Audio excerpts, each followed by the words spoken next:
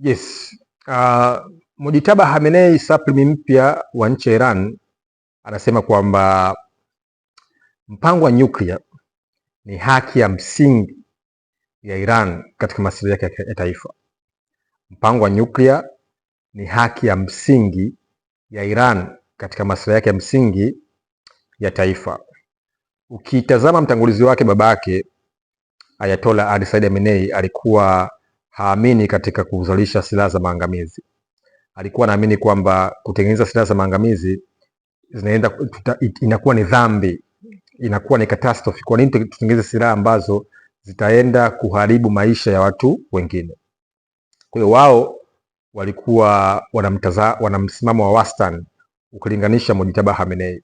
Na mimi binafsi nikimtazama Mojtaba Khamenei namuona kabisa kwamba ni kiongozi ambaye ni tofauti sana na mtangulizi wake, lakini unafahamu kwamba amechaguliwa kwa sababu ya kuja kuendeleza legacy, kuendeleza utawala, lakini zaidi sana ni mtu ambaye ameandaliwa sana, najua siasa za uongozi, hata mifumo ya utawala ndani ya Iran.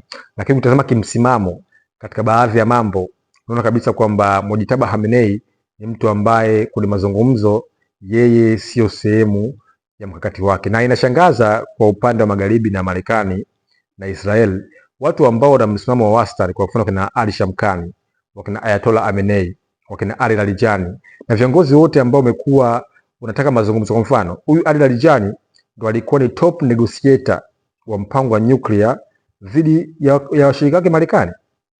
Kutazama kwa mfano Ayatollah Khamenei alikuwa ni mtu ambaye ametoa fatwa kwamba hakuna kuendeleza mpango wa nyuklia. Sasa inashangaza kwamba inakuwaje watu ambao wana msimamo wa tofauti kuhusu nyuklia ndio watu ambao wanauliwa, watu ambao wanaondolewa, lakini watu ambao wamekuja sasa hivi ukitazama ni watu ambao kwa kweli wana msimamo mkali sana linapokuja swala la nyuklia. Sasa anazungumza sasa hivi Mojtaba Khamenei kwamba mpango wa nyuklia ni haki ya msingi, is a national integrity, is a national sovereignty, kwamba hatutapangiwa nini cha kufanya, kama vile ambavyo nyuklia walionayo Urusi au Marekani au China au North Korea au Faransa na Uingereza, India, Pakistani, basi na wao ni haki yao ya msingi.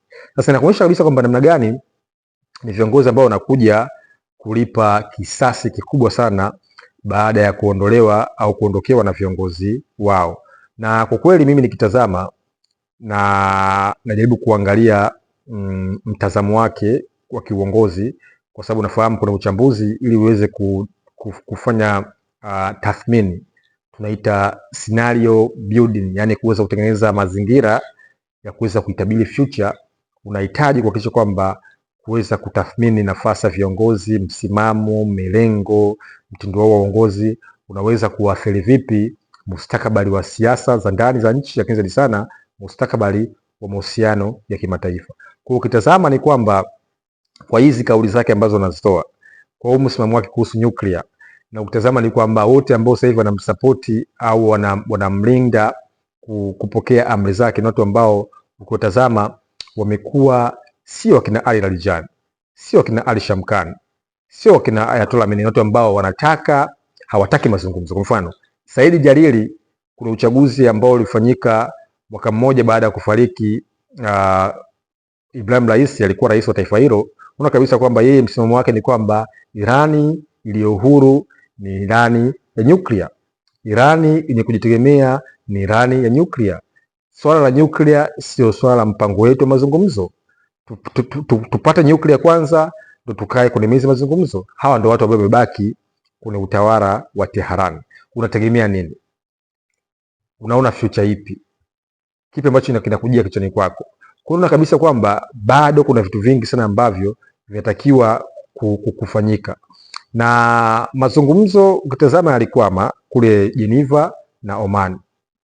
Na ukitazama ile mazungumzo, na nimesema sana kwamba yalikuwa kuonyesha kabisa uwepo wa taifa, kwa sababu ili taifa liweze kuwepo linahitaji kuweza kuzingatia misingi yake, linahitaji kuweza kuzingatia uhuru wake, linahitaji kuweza kuzingatia core value. Kila taifa lina core value, na kimsingi kwa mtazamo wa Iran mapinduzi mwaka 1979 ndio alitengeneza hizo core value.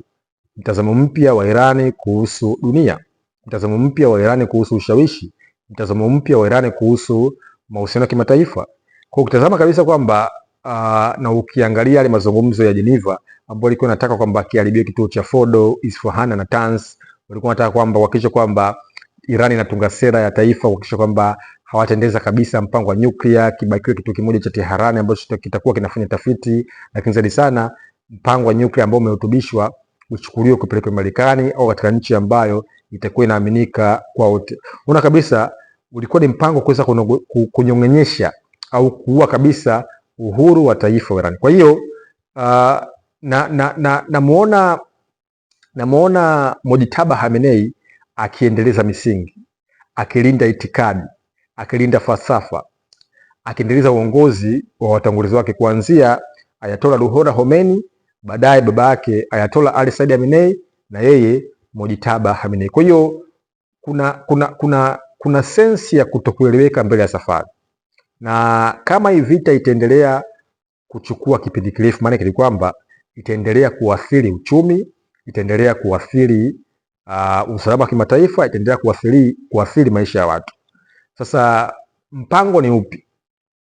Dini ambacho walikuwa wanachokiwaza, je, kutumia dhana rational approach, hawakujua hizi athari, hawakujua kwamba wao ni watu ambao wanachokifanya kitakuja kuwatokea pwani. Of course unaweza kuwaza kwamba ni watu ambao wanakuwa wanaamua kile wanachokifanya. Netanyahu of course hataki kufanya uchaguzi mwaka huu, atakiwa kufanya uchaguzi mwezi wa 11 hapo, kwa hiyo anaingiza nchi vitani. Of course mafaili ya Jeffrey Epstein file yamekuwa yakihakikisha kwamba yanaendeleza kumshawishi Trump. Ukimtazama alivyoomba urais kipindi anaingia mamlakani, katika kipindi cha pili cha uongozi wake, na baada ya kuingia mamlakani ni mtu ambaye amebadilika. Alikuwa anasema yeye ni mtu wa amani, yeye ni mtu ambaye anakuja kusuluhisha mizozo ya kimataifa, lakini baadaye amebadilika kwa sababu nafahamu alitajwa kwenye Jeffrey Epstein file. Kwa mambo yamezidi kuwa mengi kwa sababu yamekuwa yakitishia uwepo, misingi, hata mustakabali wa kimataifa. Tunaweza kufikia wapi?